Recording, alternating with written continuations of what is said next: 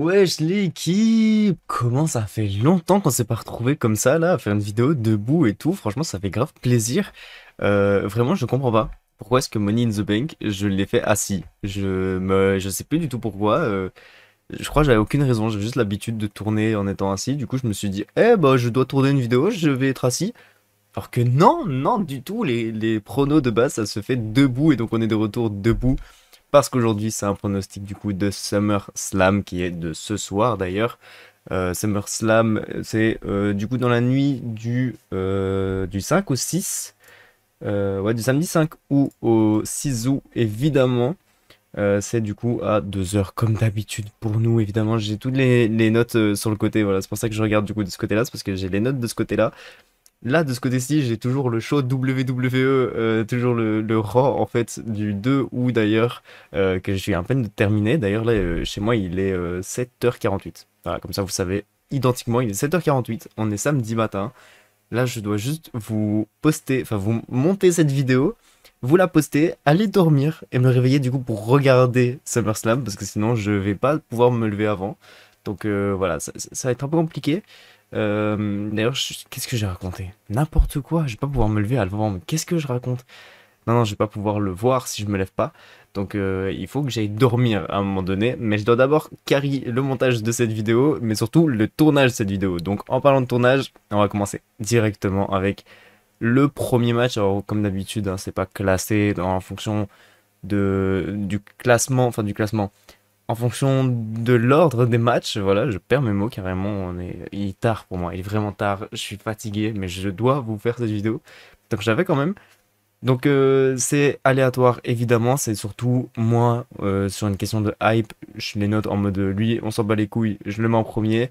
Et le dernier c'est le match le plus important, le main event de SummerSlam, mais on verra du coup plus tard évidemment. On va commencer du coup avec le premier match. C'est vraiment le match dont on s'en bat complètement les couilles. Je comprends pas pourquoi déjà. Genre, SummerSlam, c'est un peu genre le WrestleMania de l'été. Du coup, on essaye d'amener des trucs en mode WrestleMania. Je sais pas, je comprends pas. Premier match, évidemment, SummerSlam Battle Royale. Voilà.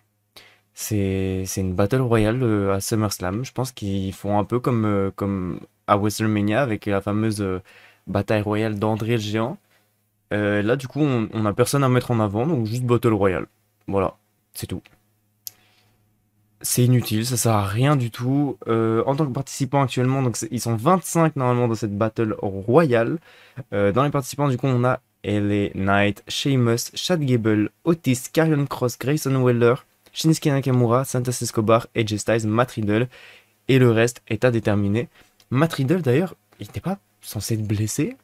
C'est pas fait blesser par Imperium de base? Genre, c'est pas censé être ça normalement le scénario? Genre, ok, moi je pensais qu'il y avait un truc derrière et que du coup il allait vraiment avoir un délire retour de Randy Orton, etc. sur Gunther. Il n'y a pas l'impression, voilà. J'ai l'impression qu'il n'y a pas de projet, donc pas projet Riddle. Riddle, on le met en Battle Royale. Allez, vas-y, fais-toi plaisir, frérot. Je pense que là, tout est concentré sur le fameux LA Knight. Essayer de le faire gagner quelque part, essayer de voir le push qu'on pourrait lui amener, je pense. C'est un peu ce qui était prévu du coup pour Money in the Bank. On a un peu regardé si c'était possible de le mettre en avant, de le push quelque part. Et donc voilà, on a vu un peu comment ça se passait. À Money in the Bank, ça a été très très bien pris. Et maintenant, même depuis, j'ai l'impression que vraiment c'est le mec le plus over de la WWE actuellement. Genre vraiment, il fait énormément de réactions. Les gens l'aiment trop. Je comprends pas pourquoi, parce que perso, je l'aime pas. Je comprends pas pourquoi les gens l'aiment, mais ok, pourquoi pas. Des fois, faut valider les choses. Voilà, le public, il est derrière, il est derrière. Donc, on va valider LA Knight. Et donc, je vais évidemment pronostiquer une victoire de LA Knight, même si on s'en bat les couilles. Non, littéralement, ça change rien. Il y a pas de. Le vainqueur, il gagne quoi? Rien du tout. Voilà. S'il y a rien, on s'en fout, hein, littéralement. Donc, bon, bah, LA Knight, on va voir. Est-ce que c'est intéressant de te faire gagner et on va voir l'engouement du coup qu'il y a derrière. Je pense qu'à mon avis, là, ça va vraiment être une validation de projet. C'est tout. Je pense qu'il n'y a rien d'autre derrière. C'est vraiment genre juste LA Knight, ok ou non. On sait pas. Bref, on va passer du coup au deuxième match qui me hype un peu plus quand même que la Battle Royale, mais beaucoup moins quand même. le fameux match féminin Ronda Rousey contre Shayna Baszler. Et il y a une stipu, je crois, c'est un MMA Rules match.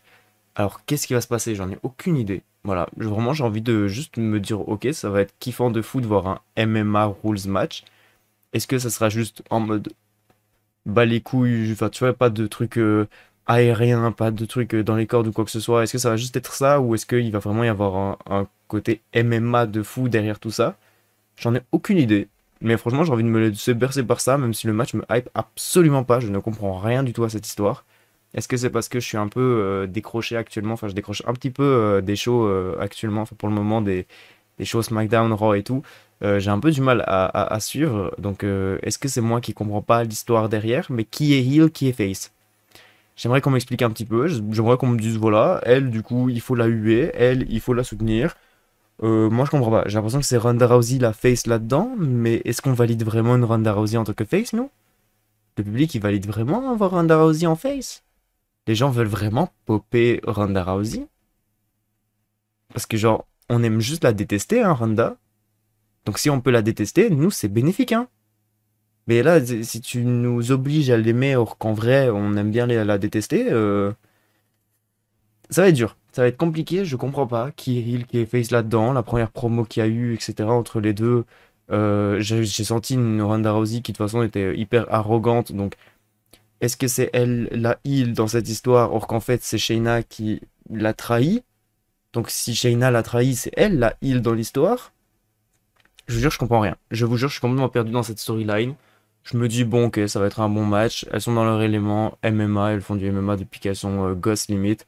Franchement, faites-nous kiffer, montrez vos performances. Et puis, c'est tout, hein. Franchement, je m'attends rien du tout derrière ça. Et je me dis, voilà, petite victoire de Ronda Rousey, histoire de relancer. Shayna Baszler, de toute façon, elle est décédée depuis des mois. Genre, c'est bon, y a plus rien. Shayna Baszler, elle a jamais pop, en fait. Après Elimination Chamber, où elle a gagné en mode grave, un gros squash. Depuis, il n'y a plus projet. Depuis, il n'y a plus rien. Et depuis, bof, elle est là, quoi. C'est tout. Donc voilà. Et je pense que ça va être pareil, hein. Elle va être là. C'est tout. Fin. Plus rien. Ronda Rousey, à mon avis, va gagner. Donc voilà. Je mise sur Ronda Rousey. Parce que c'est quand même elle, la boss de. Enfin, c'est quand même elle, la boss de la MMA. Ça serait un peu bizarre quand même qu'elle gagne pas. Vraiment, je pense que.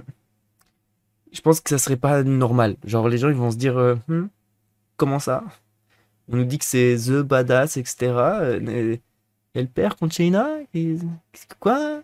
C'est quoi ce délire? Je pense que. Non, je pense en fait, ça serait pas logique en fait. Il manque de logique derrière le personnage de Ronda Rousey. Donc, s'il vous plaît, MMA Rules Match, faites gagner Ronda Rousey. Mettez de la logique. Elle vend des trucs où il n'y a aucune raison de vendre. Elle fait exprès d'être nulle. Stop. À un moment donné, faut arrêter qu'elle fasse exprès d'être nulle. Elle est trop forte cette meuf, elle est trop forte cette meuf. Point. Laissez-la squash. Brock Lesnar, il est trop fort, il est trop fort. Le laissez pas vendre pour des coups de merde. C'est pas possible. Donc là, ça doit être pareil pour Ronda Rousey. Mettez un perso à la Brock Lesnar. Elle est trop forte, elle est trop forte. Point. On peut rien y faire.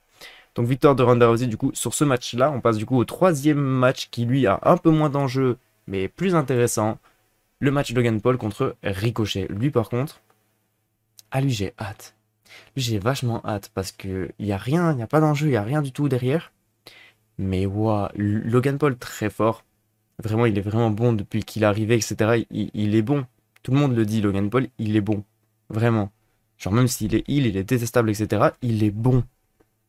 Et Ricochet, Ricochet, je crois, c'est le mec qui me fait le plus kiffer en vrai à la WWE actuellement, et c'est tout à fait normal. On kiffe tous les superstars Lucha. Il est trop bon, le mec il vend comme jamais à chaque fois. Vous tapez Ricochet sur YouTube. Bon, après, vous devez taper WWE devant parce que sinon vous avez des vidéos de personnes qui font des ricochets avec des cailloux dans l'eau. Rien à voir du tout. Mais vraiment, vous tapez Ricochet, vous avez que des dying moments. Que des moments où le mec vend à un level où on dirait qu'il meurt à chaque coup. Là, ça va juste être incroyable. Vraiment. Genre, je crois que ce match, il va juste être fou. On va juste se dire, mais quel banger. Quel match de malade. Et franchement, j'ai trop hâte. J'ai trop hâte de voir ce match-là. Et c'est, je crois, le match qui me hype le plus sur cette carte. Et le match où vraiment, je sais pas qui va gagner. J'ai envie de dire Logan Paul. Mais en vrai, pourquoi? Pourquoi faire gagner Logan Paul? Il y a rien, il y a Il y a rien. Il y a littéralement rien. Donc en vrai, faisons gagner Ricochet, ça peut être intéressant pour débuter sa carrière, etc. Mais j'ai quand même envie de dire Logan Paul. Donc c'est trop compliqué. Donc je vais quand même dire Logan Paul. Même si en vrai, une victoire de Ricochet serait hyper intéressante pour sa carrière, pour vraiment bah, pop. Peut-être aller chercher un titre intercontinental, un titre US, un titre secondaire, tu vois, mais un titre quand même. Je pense que ça peut être intéressant du coup pour mettre en avant Ricochet, même si. Est-ce que ça va se faire? Non, non, non. Je pense que voilà, il va y avoir un match vraiment banger. On va peut-être le réutiliser, avoir un rematch à un moment donné. On sait pas quand. Et c'est tout. Voilà. Fin de la carrière de Ricochet. Je pense que littéralement ça va être ça. Donc je vais dire victoire de Logan Paul. Quand même, même si, mais ce match, je l'attends de fou et je m'en fous du vainqueur. Je veux juste voir le match. Je veux juste voir tous les mouvements qu'ils ont fait. C'est une dinguerie au Royal Rumble, banger de fou. Ce moment où ils se sont tués dans les airs, c'est incroyable. Et pareil, je crois, Elimination Chamber, en vrai, il y avait déjà un bon selling, un bon buy. Là maintenant, le début de la rivalité, Ricochet qui a repris un move qu'il avait fait avec, enfin, face à Velvet in Dream à NXT, le fait de sauter par-dessus les cordes pour atterrir sur ses pieds à l'extérieur du ring, c'est hyper dangereux et le gars il s'en bat les couilles, c'est fou. Vraiment, ce mec est trop trop fort. Et là actuellement, c'est une dinguerie. Et en plus de ça, en plus d'avoir les mouvements de Ricochet qui est incroyable, on a le Logan Paul social media qui filme ces moments-là, ce qui donne des vidéos juste banger. Genre vraiment, les vidéos sont incroyables. Je suis choqué. C'était déjà ça du coup avec Roman Reigns. Ça a déjà été ça, je pense, avec. Merde, c'était avec qui? Je sais plus. C'était avec qui? C'était avec Seth Rollins? Non, je sais plus si c'était. Non, je pense pas que c'était avec Seth Rollins. Je me rappelle plus. Bref, il y a eu. À chaque fois, il filme. À chaque fois, il filme. Quand il se bat, il filme. Et ça donne des moments incroyables et des points de vue juste complètement fous en fait. Donc, let's go. Je vais être porté par ce match. J'ai trop de hype derrière ce match. Faisons gagner qui vous voulez. Je vais quand même miser sur Logan Paul évidemment. Mais vraiment, faites gagner qui vous voulez. Je m'en fous. Je veux juste voir du combat de fou en vrai. Je veux juste voir le match banger. Pas besoin de storyline derrière. Rien à foutre. Juste le match va être dingue. Vraiment. On passe du coup au quatrième match de la soirée. Quatrième match, on a le titre intercontinental avec Gunther contre Drew McIntyre. Et là, j'ai rien à dire. C'est vraiment dommage parce que, genre, ça me hype de fou, entre guillemets. Parce que, genre, le match a juste l'air incroyable. Le Gunther Drew McIntyre, le face-à-face est fou. Vraiment, la carte est folle. Vous regardez cette affiche, vous vous dites, mais waouh, incroyable. Il n'y a pas d'histoire derrière. Il n'y a rien. Littéralement, le néant. Là, ce qui se passe autour de Gunther, c'est genre son règne interminable. Il a battu le règne du Macho Man, je crois, c'est un truc dans ce genre. Ou de Ultimate Warrior, je sais même plus. Mais Macho Man, non, je sais plus. J'en ai aucune idée. Voilà, j'ai complètement oublié. Mais bref, il a battu du coup un record là avec son règne hyper long. Ok. Il a eu un match face à Chad Gable. Ok. Donc on alimente 1000 storylines. Vraiment.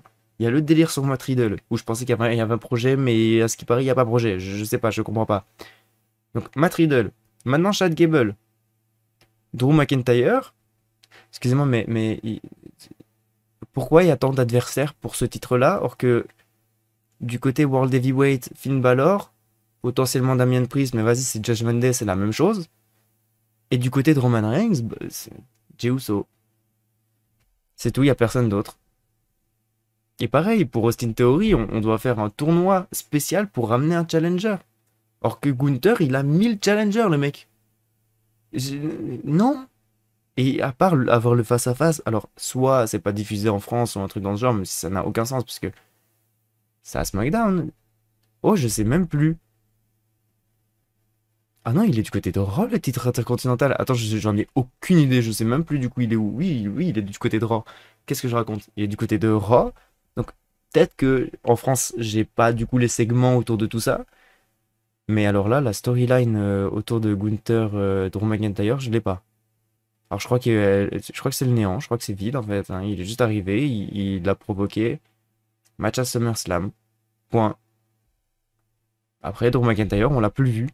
Je sais pas, il est où, mais vraiment, j'ai l'impression, genre, j'ai pas un seul souvenir de Drew McIntyre dans ma tête là actuellement. Aucun souvenir de Drew McIntyre à Raw. Je m'en rappelle pas. Donc oui, ok. Donnez-nous ce match qui a l'air bien. Mais avec une histoire, ça aurait été peut-être un peu mieux. Et y a rien, le néant. Donc franchement, j'ai envie de dire victoire de Gunther parce que même si elle va pas être clean ou quoi que ce soit, Gunther, il a quand même un Chad Gable avec un match plutôt intéressant contre Chad Gable. Donc je pense qu'il y a vraiment quelque chose à faire et amener un match pour le titre face à Chad Gable. Même évidemment si Gunther va conserver son titre évidemment. Mais un match contre Chad Gable peut être intéressant. Et moi je m'attendais du coup avec Riddle avoir un retour de Randy Orton pour avoir du coup le Gunther Randy Orton. Donc pour moi il y a 1000 projets derrière Gunther. Alors, est-ce que juste c'est une passe? Est-ce que juste là aujourd'hui, Gunther, il va battre Drew McIntyre simple? À la fin du match, Randy Orton, il fait son arrivée, il le confronte, etc. Et du coup, au prochain pay-per-view, on aura un Gunther Randy Orton. Est-ce que ça va se passer comme ça? C'est possible. Même si je vous avoue que moi, au tout début, quand Drew McIntyre est arrivé pour affronter Gunther, genre, moi je me suis dit, c'est le moment, c'est bon. Gunther, il drop le titre. Drew McIntyre devient champion intercontinental. Let's go, c'est son retour. Et Gunther, il drop et il va chercher du coup le World Heavyweight plus tard de Seth Rollins, dans genre quelques semaines. Moi, je m'attendais vraiment à ça, hein, vraiment. Mais là, y a pas d'histoire, il y a rien. Là, c'est fade. Il se passe rien du tout autour de ça. Donc, on va dire victoire de Gunther parce qu'il y a pas mal de choses à faire derrière. Et Drew McIntyre, je sais pas où il est. Je l'ai perdu. Franchement, Drew McIntyre is missing. Je sais pas, je vais faire des recherches, je vais regarder, je vais essayer de retrouver Drew McIntyre quelque part, mais là je l'ai perdu. Je sais pas où il est.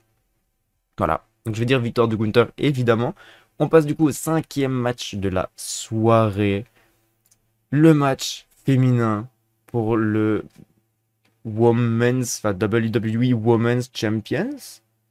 Parce que ça a été renommé, ces titres-là, et que c'est compliqué, hein, ce renommage. Oh, je sais pas si je vous en avais déjà parlé, je crois que non, hein, parce que je crois que ça arrivait pendant. Mais non, c'est pas arrivé pendant, un Money in the Bank, c'était déjà, non?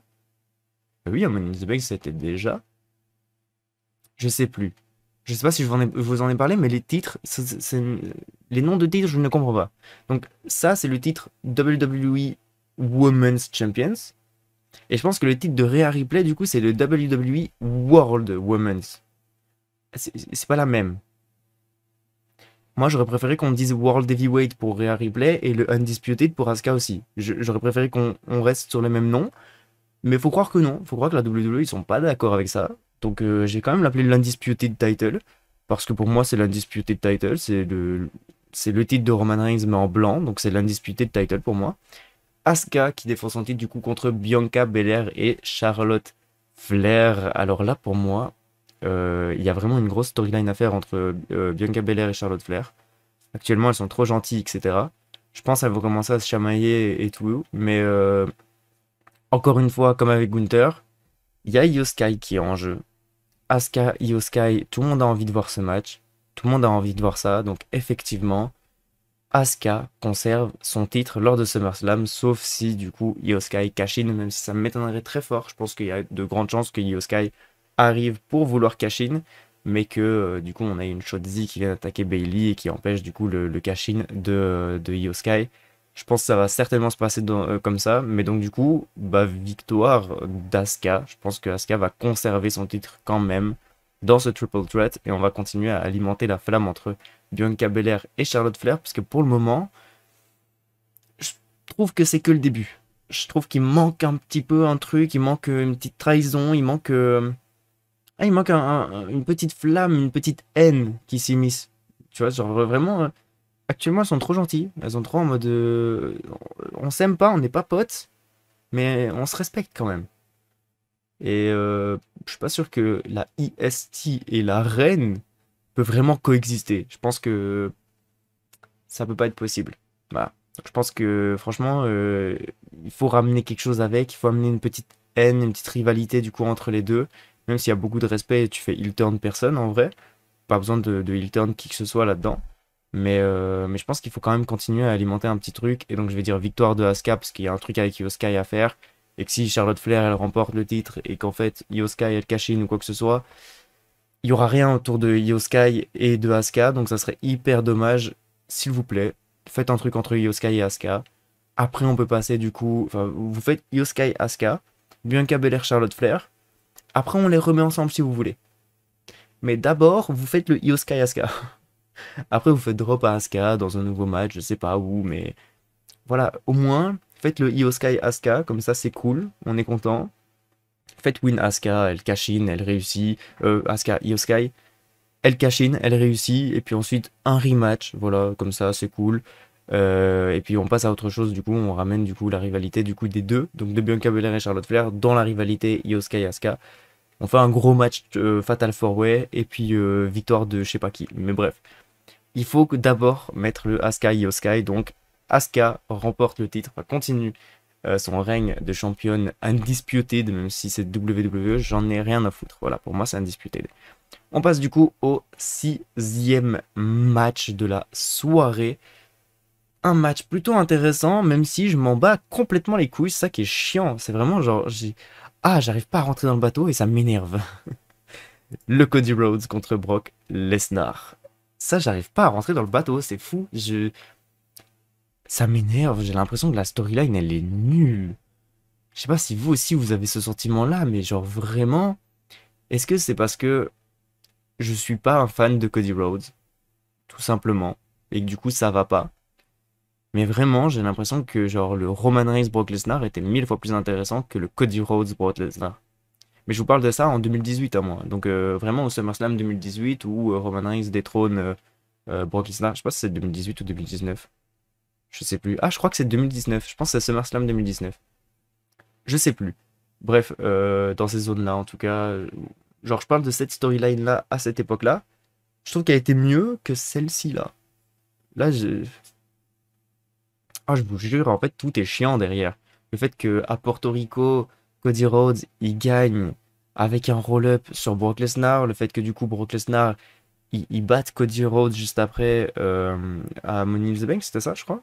Ouais, c'était à Money in the Bank qu'ils se sont affrontés. Où il gagne du coup, mais en faisant pass out Cody Rhodes. Donc encore une fois, Cody Rhodes, il reste hyper fort. Il n'y a pas un moment en fait où on lui casse la gueule, où vraiment il retombe sur terre en fait. Moi j'aimerais beaucoup que tu fasses en sorte que ton babyface en fait il retombe sur terre. Là il est constamment protégé, c'est fou et c'est chiant, c'est relou. Mais mettez-lui une bonne grosse tarte qui perde et puis stop. Il se relève, il repop, normal. Mais là non. Là on lui met pas de tarte. Et du coup j'en peux plus. Voilà, je pense que vraiment Brock Lesnar, il aurait dû lui mettre une énorme tarte, que Cody Rhodes y perde vraiment à Money in the Bank ou à Porto Rico, peu importe. Mais il aurait dû perdre du coup au moins un pay-per-view. Et là, du coup, faire la revanche et vraiment un SummerSlam, du coup, victoire de Cody Rhodes, ce qui va certainement arriver, évidemment, puisque c'est prévu, en tout cas, le trailer est incroyable, mais c'est prévu que ça soit la fin à SummerSlam. Donc si c'est la fin, bah, victoire du Babyface, victoire de Cody Rhodes, évidemment, et après on passe à autre chose, logique.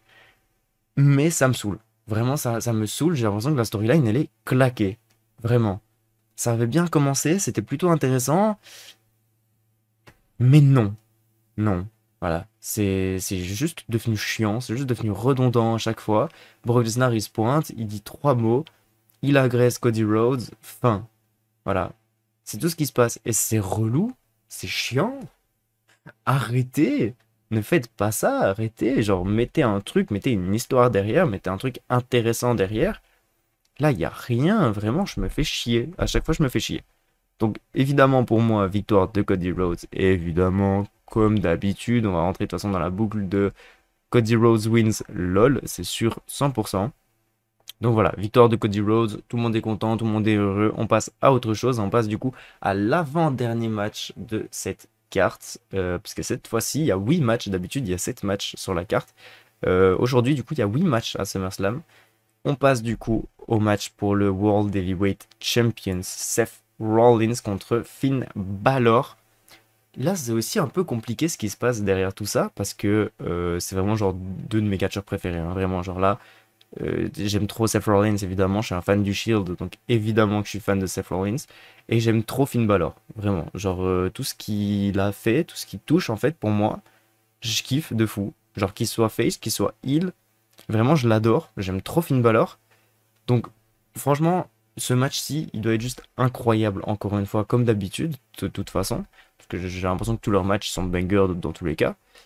Maintenant, bah, il y a encore ce délire de Money in the Bank derrière. Et à mon avis, ça va encore une fois coûter la victoire du coup à Finn Balor. Parce qu'on voit que Finn Balor est très très hésitant avec cette mallette. Ce qui s'est passé à Raw du coup avec Damian Priest qui voulait cash in. Finn Balor qui a commencé à douter avant de lui donner la mallette. Il y a toute une histoire derrière tout ça. Et je pense que ça va encore lui coûter cette chance au titre. Et que du coup Seth Rollins va conserver son titre de World Heavyweight. Même si, putain que j'aimerais bien voir Finn Balor avec ce titre autour des hanches. Hein, vraiment. Mais c'est compliqué. C'est compliqué et je pense que ça va encore du coup partir en dissension parce qu'en réalité, c'est un peu le même délire qu'avec Gunther et qu'avec Asuka en fait.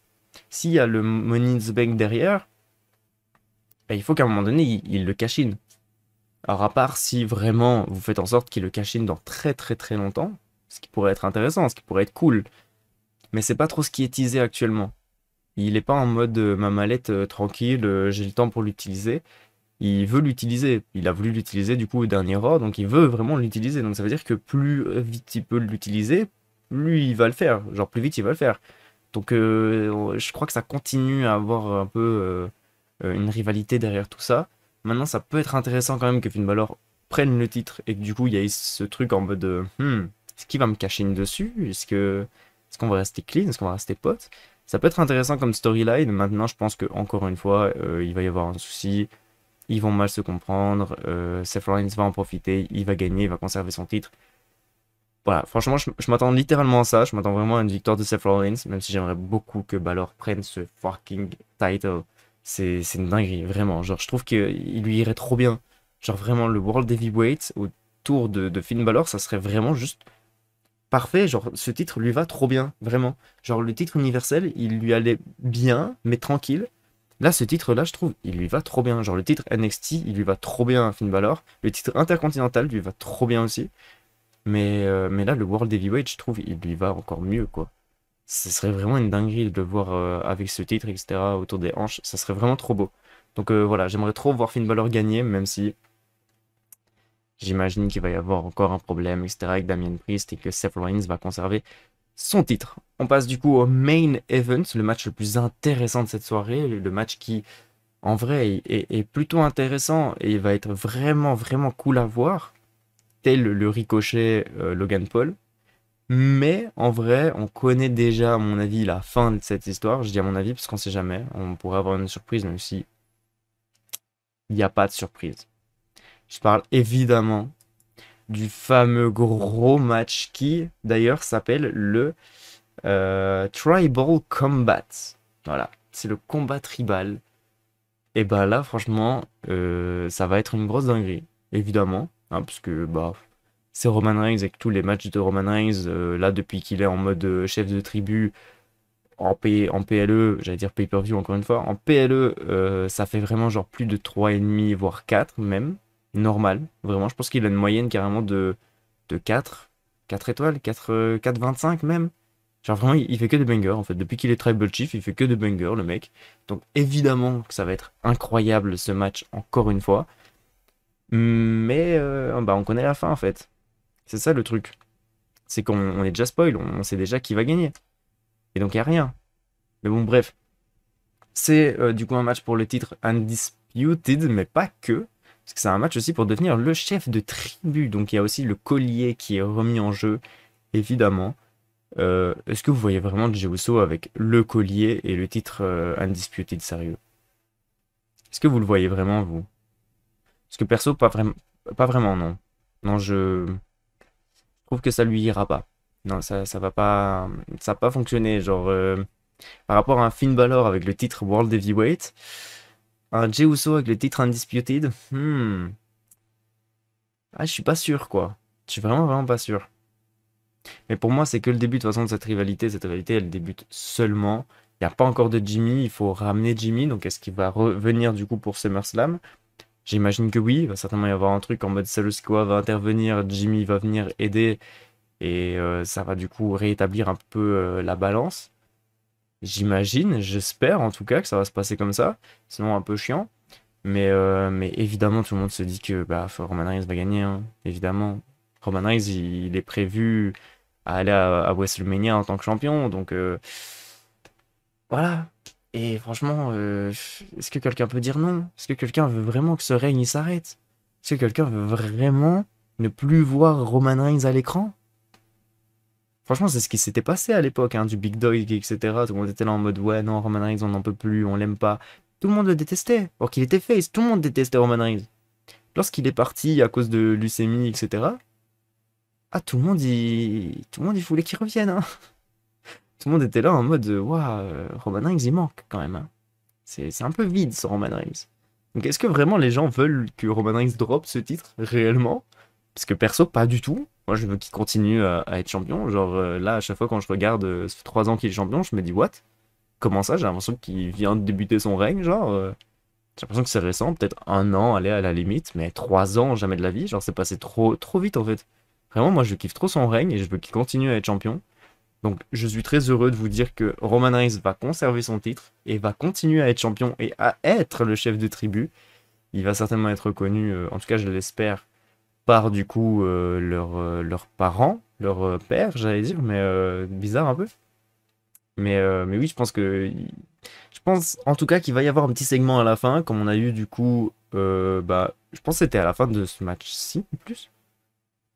Ah, je sais même plus, mais je pense que oui, je pense que c'était un Roman Reigns Jey Uso, ou à la fin, je crois que c'est Rikishi qui est venu du coup. Merde, je sais même plus, mais si, je crois que c'est les deux pères qui sont venus du coup remettre ce fameux collier du coup de chef de tribu à Roman Reigns. Je pense que c'était ça, je pense que c'était du coup suite à un match du coup Roman Reigns Jey Uso. Mais je me rappelle plus vraiment, puisque ça date de 3 ans du coup maintenant. Mais je pense que ça va évidemment être un banger, il va y avoir une storyline de fou, ça va être lent comme match évidemment, mais le public va pop de dingue. La storyline va être folle, genre vraiment juste c'est du cinéma Roman Reigns actuellement à la WWE et c'est que du kiff, vraiment. C'est mieux qu'aller voir Barbie au cinéma, vraiment, je vous jure. Regardez Roman Reigns, toutes les storylines qu'il a derrière lui, c'est plus stylé que Barbie. Vraiment, alors que j'ai pas encore vu Barbie, mais franchement, je suis sûr que c'est mieux. C'est un film de fou et c'est hyper intéressant tout ce qui se passe autour de Roman Reigns, vraiment, genre, moi je suis en kiff, storyline de... Mais il nous sort du coup des storylines là de fou quoi. Brock Lesnar, Cody Rhodes, Sami Zayn, et il entame un Jey Uso, c'est dingue, juste c'est dingue. Y a rien d'autre à dire à part, mais waouh! La dinguerie que ce mec nous sort, vraiment. Et les gens sont là en mode le règne de Roman Reigns, c'est trop long, il faut qu'il perde le titre, il faut qu'il drop le titre. Les gars, non, il sort que des bangers, laissez-le sortir des bangers.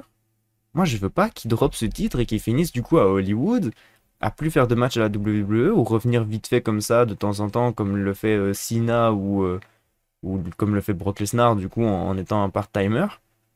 Moi, je veux pas. Je veux pas du tout que Roman Reigns quitte la WWE. Je veux qu'il reste là. Je veux pas qu'il passe du côté d'Hollywood à faire des films comme The Rock, etc. Non!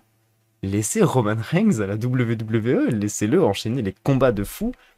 Et s'il vous plaît, que ce règne soit interminable. Je veux que ce règne batte le règne de Bruno Sammartino. Vraiment. Sans aucun souci. Faites-le même champion 10 ans. Je suis d'accord. Je suis d'accord. 10 ans de titre, c'est bon. Moi, je suis heureux. Je suis trop content. Non, franchement, je veux jamais qu'il drop ce titre et laissez-le continuer à gagner. Laissez-le nous bluffer. Laissez-nous nous sortir des matchs de dingue. Des matchs qui sont très rarement 5 étoiles, mais très souvent, du coup, des 4, 4,5, 4,25. Genre, c'est vraiment, c'est une dinguerie, hein. Les matchs qu'il nous sort, c'est vraiment une dinguerie tout le temps. Or que, techniquement, dans le ring, c'est pas dingue, hein. Mais niveau storyline, oh, niveau engouement du public, oh, mais c'est une dinguerie, c'est juste une dinguerie, genre vraiment. Y a rien d'autre à dire à part dinguerie. Donc bref, sur ce, évidemment, victoire de Roman Reigns sur ce match-ci. Et du coup, c'est la fin du prono de SummerSlam. Dites-moi du coup ce que vous en pensez dans les commentaires. Mettez un pouce bleu si vous avez kiffé. Je vous souhaite du coup un bon show de SummerSlam du coup bah, ce soir pour vous. Ce soir pour moi aussi et techniquement. Mais vous c'est encore plus proche dans quelques heures. Donc ouf. Préparez-vous du coup pour un bon gros SummerSlam. Et puis sur ce du coup, je vous dis ciao ciao, des bisous.